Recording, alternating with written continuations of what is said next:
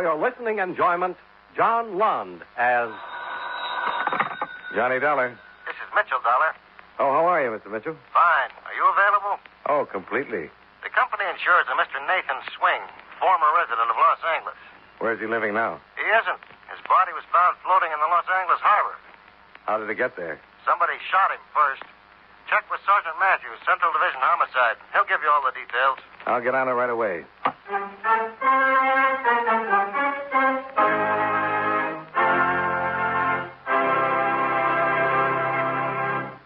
I'd like to borrow a few moments from our show to ask you a question. Suppose a little man with 3 arms and 5 eyes should skim past your ear in a flying saucer and ask you, what is the biggest business on earth? To be truthful, you would have to tell him that the biggest business in our world employs about 350,000 people, handles 25 billion items every year, transacts $14 billion worth of business in all of its 43,000 branch offices each year, but never clears a profit. Well, maybe such a business sounds out of this world to you, but it actually exists and functions. That big business is the United States Post Office Department, headed by the Postmaster General. Naturally, the work of the post office isn't only the collecting and delivery of mail. Some of the employees of the post office are bookkeepers. Some are engineers. Some plan building layouts and devise gadgets to give you better mail service. Others keep mailbox keys and locks and the 5 million mail bags in good condition. And here's an interesting sidelight for you. Did you know that mail bags have 13 stripes on them to represent the 13 original states? The Post Office Department has many other types of employees, such as the Post Office Detective Force or postal inspectors.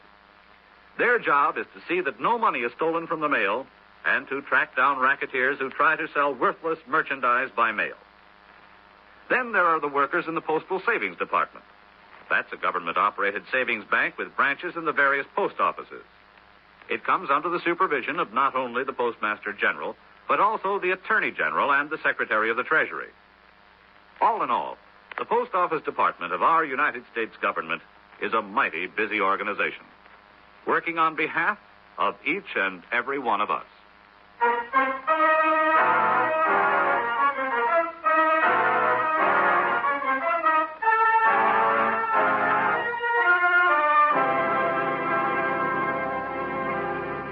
Expense account submitted by Special Investigator Johnny Dollar to Home Office, Great Eastern Life Insurance Company, Hartford, Connecticut. The following is an accounting of expenditures during my investigation of the Nathan Swing matter. Expense account item 1, $198.35. Plane fare and incidentals from Hartford to Los Angeles.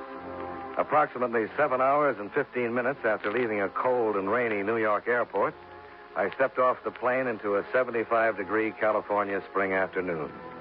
I rented a car, drove to my hotel, registered, and called Sergeant Matthews at the City Hall. At 2 o'clock, I was sitting in the squad room of Central Division Homicide. Well, there's all we got on Swing. We knew him pretty well. Been picked up 4 or 5 times in minor charges. 1 conviction, bookmaking, June of 48. Shot once in the chest, once in the right shoulder. You got any leads? Well, nothing definite. Ever heard of Jimmy Durando? Yeah, big operator out here, isn't he? About the biggest. Stooley claims a couple of Durando's boys made contact with Swing. Of course, we can't prove it. As far as we know, Durando hasn't ever had too much to do with Swing. Swing used to book his bets, but they were never very friendly. Swing's small time, not the type that would particularly appeal to Durando. Then why have him killed? I don't know. But something's happened that involves Durando. It happened right after this killing. Daniel Fletcher, special investigator on a vice crusade, has been after Durando for a long time. And Durando is due to appear before the committee tomorrow. You seen the morning paper? Fletcher calls off Durando investigation. In his statement to the press, Fletcher said he felt there just wasn't enough evidence to warrant investigation. Well, what did he call the investigation for in the first place? Yeah. I know Fletcher pretty well. He'd never have gotten a subpoena for Durando unless he figured he had enough to convict him. Now he calls it off. The morning after, a small-time hood named Swing is pulled out of the bay. Well, there may not be any connection. May not. So far, that's all I've got. And I have to solve a killing. Fletcher is An honest man? I've always thought so. Done a fine job so far. Well, I got a job, too. Going to see Fletcher? I thought I might. Any objections? Not to seeing Fletcher. But if you decide to pay Jimmy Durando a visit, tell me about it first, huh? That harbor at San Pedro is awful cold in the morning.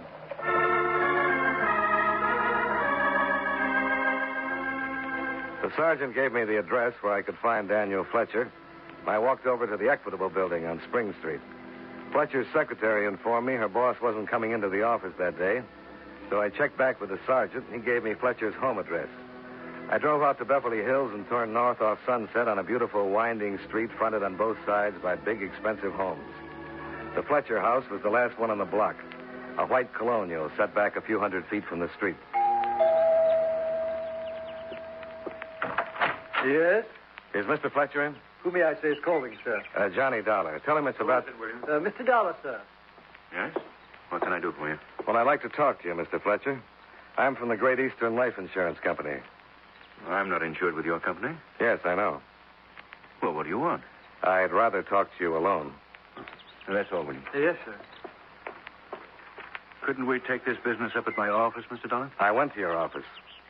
It's about a killing, Mr. Fletcher. Killing? A murder. A man named Swing. Nathan Swing. Oh, what's this got to do with me? I don't know. Come in. Now, what about this Nathan Swing? Well, I thought maybe you could tell me. What would I know about him? Well, you know who he is. I'm in the habit of reading the morning papers, but I'm not in the habit of discussing matters like this in my home. I think we'll let the matter drop until tomorrow. You can call my office for an appointment. Okay. I'll see what Jimmy Durando has to say about it. Now, wait just a minute. What do you think you're doing? What's all this about?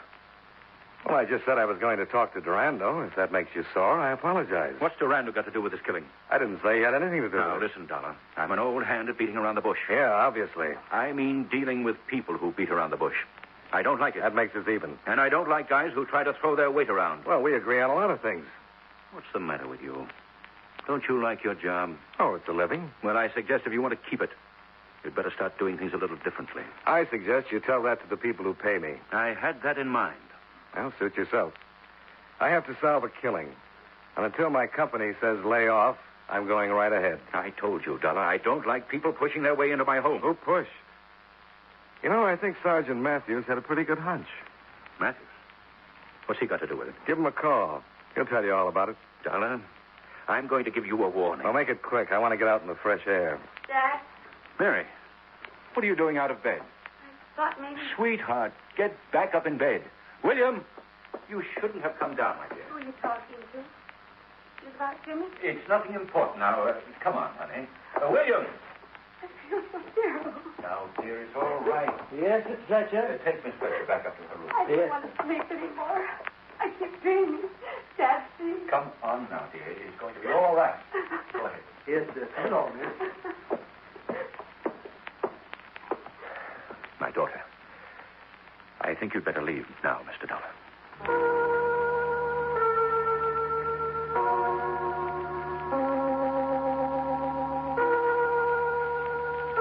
I drove back to my hotel and put in a call to Sergeant Matthews. I told him about my interview with Fletcher and asked where I could find Jimmy Durando. He advised against it, but suggested the safest way to see Durando would be at night in Durando's restaurant.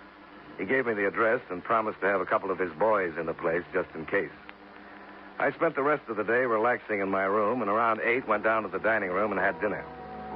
At 9:15, I walked into Durando's expensive restaurant. There was an empty stool at the bar. Yes, sir? Where can I find Jimmy Durando? I don't know if he's in yet. Take my word for it, he's in. Up to his neck. I'm just a bartender, mister. If you want Mr. Durando, you better handle it yourself.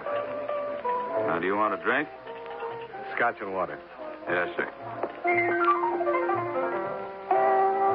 The bartender brought me my drink, and in about 2 minutes, just as I expected, a well-muscled gentleman walked up behind me and breathed down my collar. Good evening. Yeah, it is. I understand you're looking for Mr. Durando. Well, you've understood just right. What do you want to see him about? Nathan Swing? Okay. Let's go. What's your name? Johnny Dollar. You a cop, Mr. Dollar? Insurance investigator. Waiter.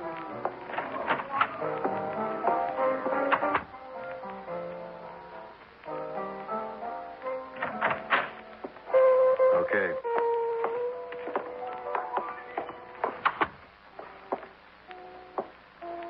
Sit down, Mr. Dollar. Thanks. Tony says you're an insurance investigator? That's right. Mm-hmm. Just what are you investigating? A murder. Nathan Swing's murder. Why come to me? You don't know anything about it? Well, I heard somebody killed him, but I couldn't care less. You knew him? Slightly. I never shook hands with him. I'm surprised your company would insure a crime like that. Who are you insured with, Mr. Durando?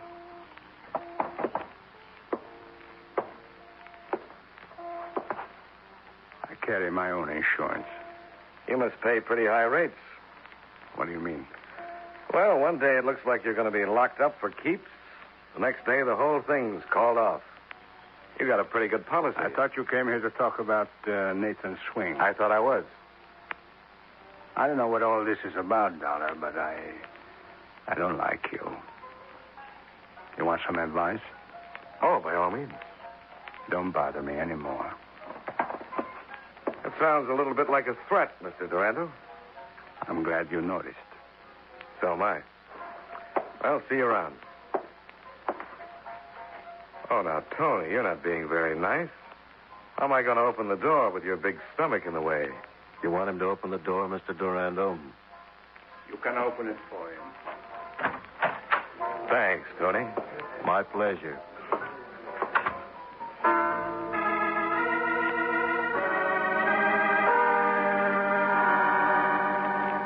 I walked back to the dining area and started for the front door. Then I saw her, crossing the room in my direction. The same girl I'd seen that afternoon standing on a staircase and looking very sick. Mary Fletcher, Daniel Fletcher's daughter. I watched her walk back to the hallway that led to Durando's office.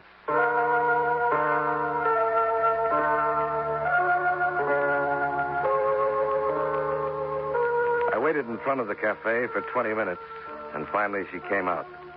She looked sicker than she had that afternoon. She climbed into her car and drove west. I followed. She drove to the beach and parked at the end of a deserted fishing pier. I got out of my car and walked through the darkness to the end of the pier. She was standing near the rail, looking down at the water. No, let me go. Come on, stop Let it. me go away. Now, take it easy. I'm sorry I had to hit you, but a high dive never solves anything. Come on. Let's go sit in your car. Come on.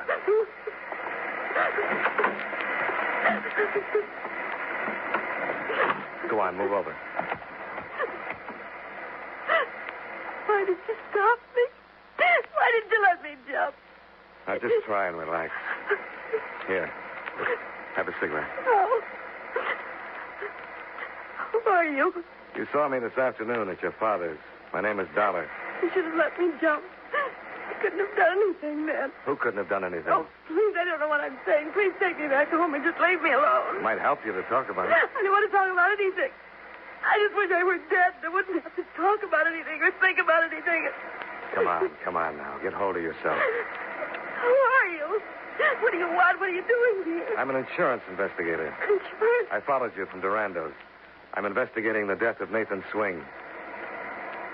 Did you know Nathan Swing? I only saw him once. When was that? The night I killed him.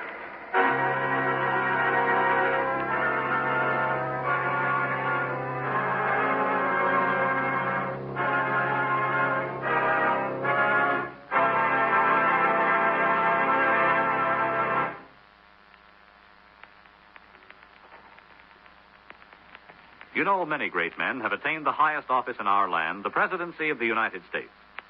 Can you guess the name of this man?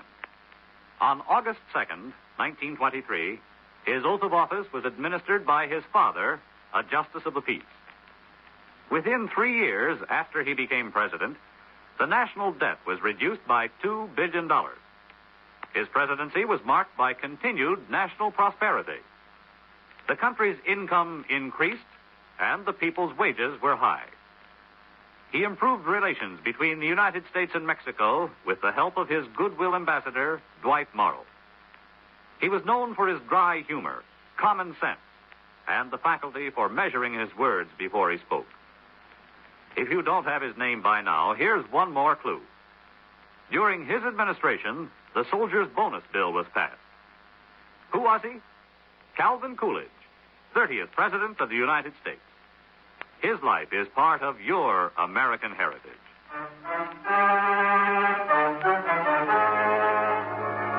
And now, with our star, John Lund, we bring you the second act of Yours Truly, Johnny Dollar.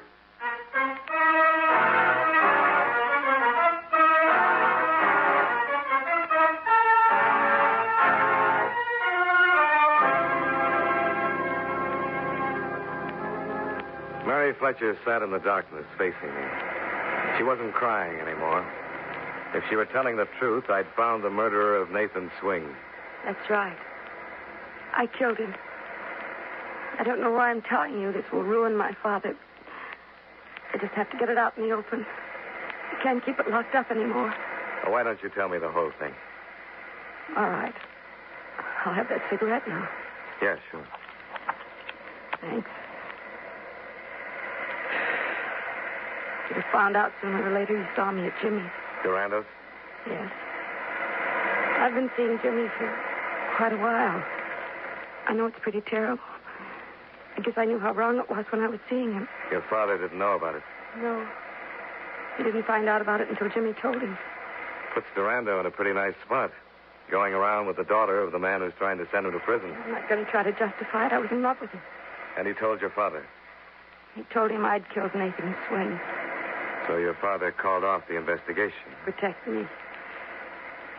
I would have come right out and admitted everything, but I knew what the publicity would do to my father's career. Durando's blackmailing your father? He has the gun I used. How did it happen? Well, I'd never seen this Nathan Swing before.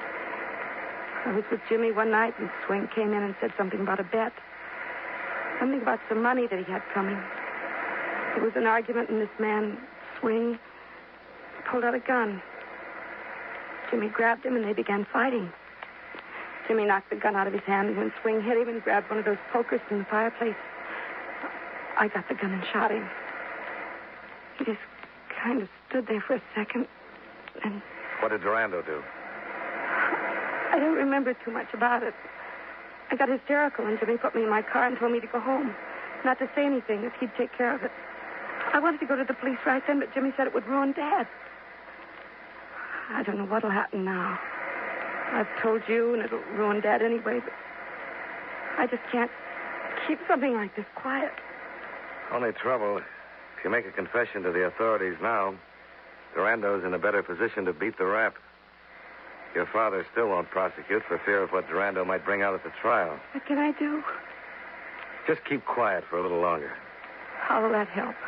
Durando hasn't got a thing if he hasn't got the gun you used. Nobody's ever going to get that gun away from Jimmy. Well, it's worth a try anyway. You mean you're going to... Why should you try to get the gun? What difference does it make to you? Guys like Durando make a lot of difference to me. But he'll still swear that I killed Swing.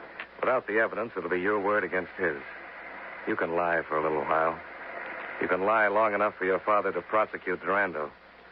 After that, you can go to the police and tell him the truth. I don't think my father would do it under those circumstances. I think he would. I'll have a talk with him. I think he'll go after Durando just like he's always wanted to. The only thing that's stopping him now is that gun. What are you going to do? See Mr. Durando again. Be careful. I always try.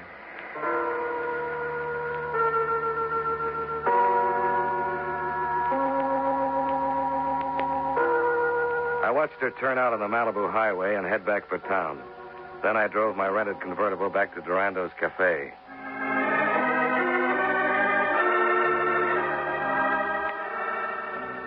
It was close to 1 a.m. when I pulled up across the street and sat for a while trying to figure out what to do. An alley ran between the cafe and another building. I remembered Durando's office. He'd been sitting with his back to a window that faced an alley. That thing's ready to crack up. It won't. How can you be sure? You saw her tonight. You really think she can hold out long? Look, it's my neck. I got to do the work. I got a stake in this, too, remember. Wait a minute. What's the matter? I'm going to shut the window. Look, as long as you're worried, why don't you just... I couldn't hear them anymore, so I stayed close to the building and looked in. Durando had crossed to a wall safe and was taking something out. It was a snub-nosed .38. He crossed back to his desk, put the gun in a box, and handed it to Tony. Tony nodded and left the office.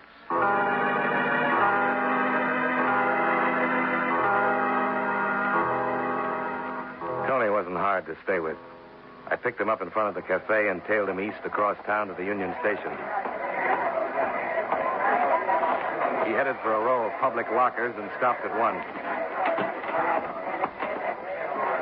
What you got in the box, Tony? Huh? Let's have it. Running down the ramp to the passenger tunnel. At the end of the ramp, he stopped and drew his gun. After the shot, he turned into one of the tunnels and ran up to the loading platform.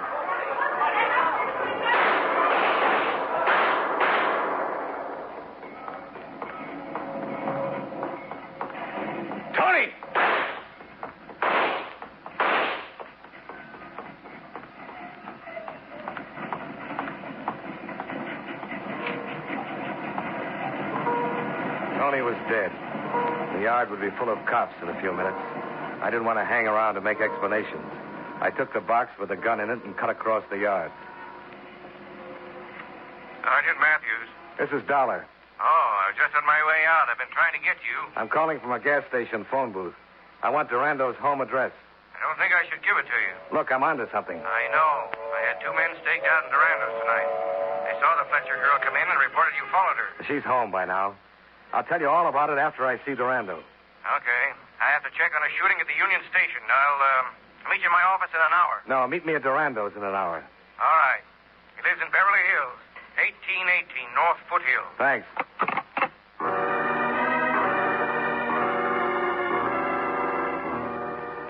I couldn't tell Matthews about the shooting until I'd seen Durando alone. And when he found Tony in the train yard, he'd be over to Durando's soon enough anyway.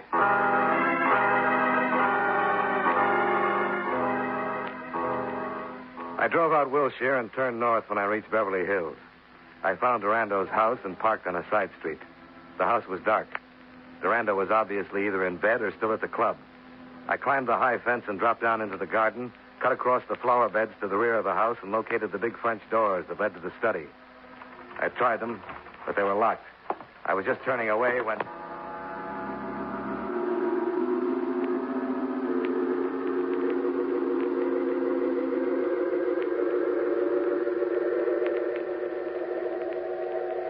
Oh.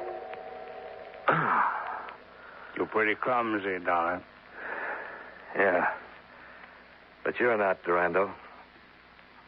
Who hit you? You kidding? No, not a bit. One of my guards found you lying on the terrace and brought you in here. You're lucky you were unconscious or he would have shot you. Well, it looks like you're going to take care of that anyway. You're trespassing. It'll be very legal. Oh, that's a new wrinkle for you. Who hit you? Well, if you don't know, I certainly don't. Where's Tony? How do I know? I found the box lying next to you. Where's the gun? Well, if it's not in the box, I couldn't tell you. You killed Tony? Unless he's got 9 lives. How'd you find out about the gun? You got an alley in back of your cafe. You couldn't have heard much. You must have talked to Mary. Suit yourself. Okay, get up. Now tell me all about it, or I'll blow you apart right here. Maybe I'm lying. Maybe I do know where that gun is. I doubt it. I don't think you'll take a chance. I've been taking chances all my life, Dollar. And you know, I'd like to kill you. The police will be here any minute. Yeah, sure. I called Sergeant Matthews right after Tony died at the station. How do you think I got your address? I want to know where that gun is. And you better ask the guy who hit me over the head. All right. You're going to get it right in the face. No, he isn't. She'd been standing back in the shadows near the door that led to the hallway. When she stepped out, she was pointing the snub-nosed .38 right at Durando's middle. He turned, and they both fired together.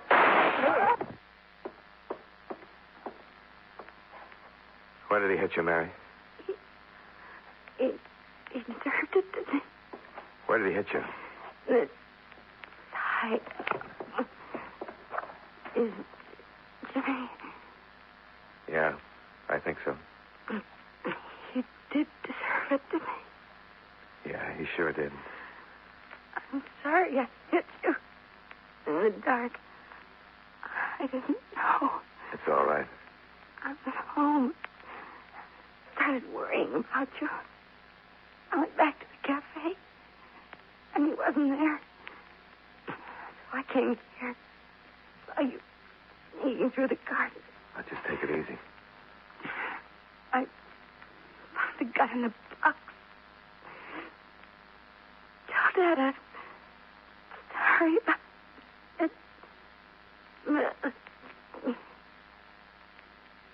Mary. Mary.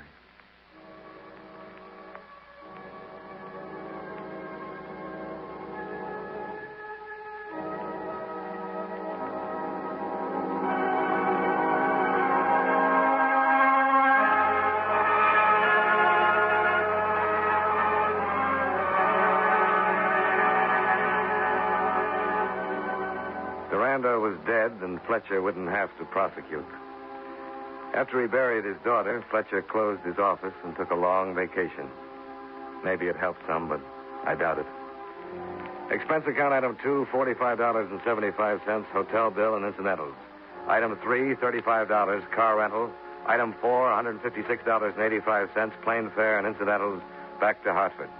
Expense account total, $435.05. Yours truly, Johnny Dollar.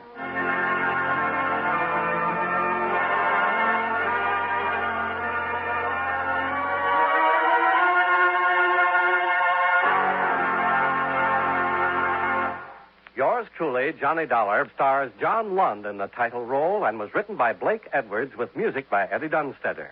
Featured in tonight's cast were Clayton Post, Tim Graham, Dick Ryan, William John Stone, Virginia Gregg, David Young, and Jay Novello. Yours truly, Johnny Dollar, is produced and directed by Jaime Del Valle. This is Charles Lyon, inviting you to join us again next week at this time when, from Hollywood, John Lund returns as... Yours truly, Johnny Dollar.